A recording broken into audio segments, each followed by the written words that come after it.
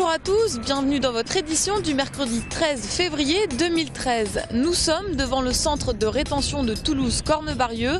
Le dispositif d'accueil des demandeurs d'asile est pointé du doigt par Amnesty International et la CIMAD.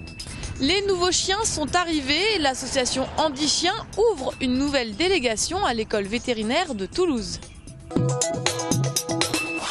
Amnesty International et la CIMAD tirent la sonnette d'alarme. Ils dénoncent les conditions déplorables du dispositif d'accueil des demandeurs d'asile et de protection des réfugiés, alors qu'un rapport de la coordination française pour le droit d'asile vient d'être publié.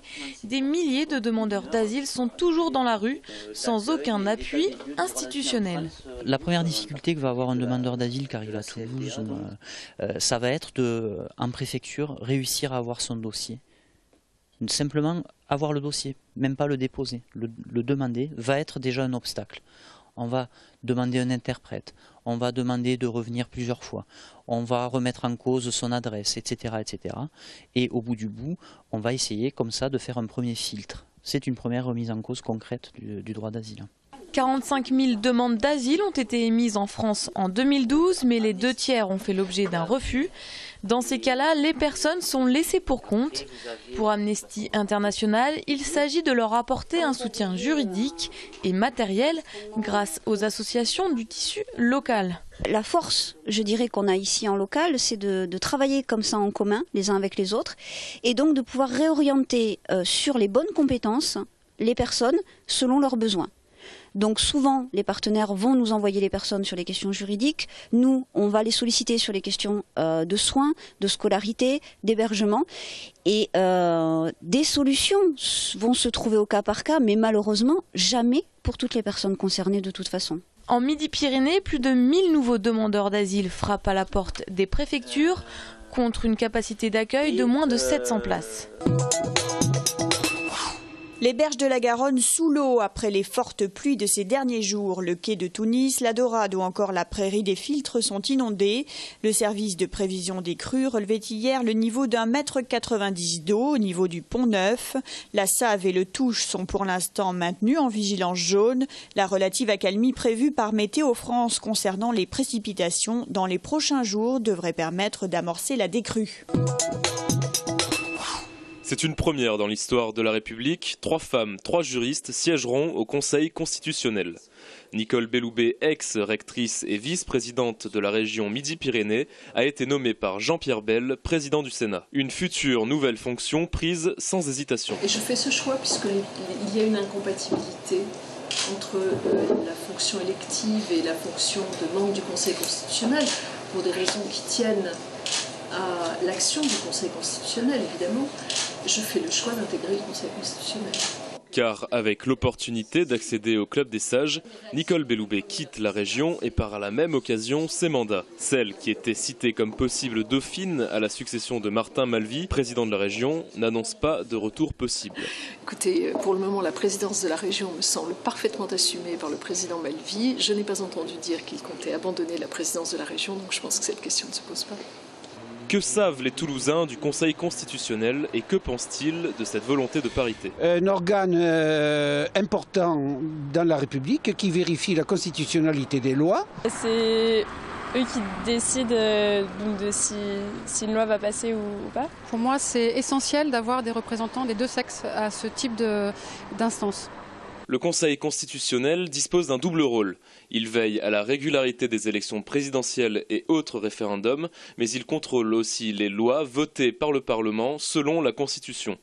Les membres du Conseil sont au nombre de 9 pour une durée de 9 ans, avec renouvellement tous les 3 ans sur cette même période. Quant à l'ancienne vice-présidente de la région Midi-Pyrénées, elle prendra ses nouvelles fonctions le 11 mars prochain.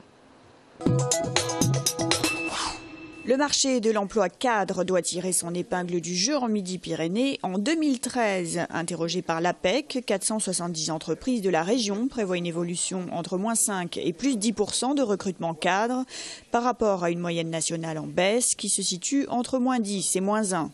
Les secteurs qui portent l'emploi des cadres en Midi-Pyrénées, bien évidemment, ce sont l'industrie aéronautique et spatiale et les services associés. Donc on est sur des secteurs d'activité, industrie et services qui portent l'emploi des cadres en Midi-Pyrénées. Plus de 26% pour l'industrie et plus de 60% pour les services. Celles qui baissent, qui sont plutôt stables, je dirais, sont tout ce qui touche à la construction et au commerce. En 2013, les entreprises envisagent de recruter davantage de jeunes cadres qu'en 2012, soit 37%. Toutefois, les cadres confirmés sont les plus sollicités, notamment ceux qui ont 11 à 15 ans d'expérience et ont en moyenne 35 à 40 ans. Ils représentent 40% des perspectives de recrutement. Le marché des cadres en Midi-Pyrénées reste concentré sur la Haute-Garonne alors qu'il existe des opportunités d'embauche dans les départements limitrophes. On a signé une convention récemment avec la Chambre de commerce du Tarn pour lequel on va essayer de donner l'information aux cadres qui viennent nous rencontrer, qu'il y a un certain nombre d'entreprises à reprendre dans le Tarn et qu'à quelques kilomètres d'ici, il y a des véritables belles opportunités professionnelles à prendre en compte. Les profils de cadres recrutés dans la région étant identiques, année après année, l'APEC et Aerospace Valley réfléchissent sur les compétences de demain pour développer le marché. Avec déjà 4 centres en France, Andy Chien vient d'ouvrir une nouvelle délégation à l'école vétérinaire de Toulouse. Il s'agit de l'Association nationale d'éducation de chiens d'assistance pour personnes handicapées. Placés chez des familles d'accueil bénévoles pendant 18 mois pour être sociabilisés, ils terminent leur formation sur le centre de Lyon avant de rejoindre leur famille. Il s'agit d'une première dans la région où les chiens guides d'aveugles sont mieux connus.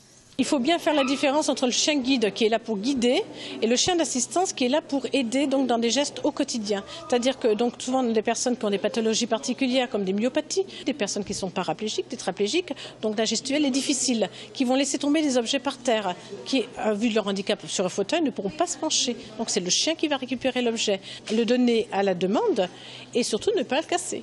Pour les personnes qui bénéficient de l'aide précieuse de ces chiens au quotidien, il s'agit avant tout d'un lien sentimental. C'est un coup de cœur, c'est important pour nous. Si j'avais qu'une chose à dire, c'est que Dipsy elle m'a sauvé tout simplement parce que il y a 5 ans j'étais encore valide et aujourd'hui je me retrouve en fauteuil et tout à coup Dipsy elle m'a permis de passer un cap très difficile et je dirais qu'elle m'a sauvé, quoi. Ça a été le coup de foudre. Je me suis dit quelque chose à un moment donné, c'est que jamais j'aurais pu imaginer ressentir quelque chose comme ça pour un chien. C'est un binôme, c'est peut-être un jumeau qu'on n'a pas et qu'on nous donne la chance d'avoir. Chaque chien est prêté gratuitement à vie contre de bons soins et revient à 13 500 € à l'association qui recherche en permanence de nouvelles familles d'accueil. Mégaphone, percussion, samba, et oui, un petit avant-goût d'avant-première de couleurs et de lumière a bien soufflé hier dans les rues de la Ville Rose.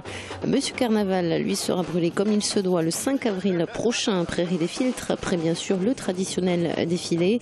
Et pour celles qui veulent vraiment jouer la carte à fond, l'élection en courant mars de Miss Carnaval 2013 avec Freedom et le collectif Toulouse Queen Naval, un thème placé cette année sur le 5e élément. Plus d'infos via le site web de la page Facebook.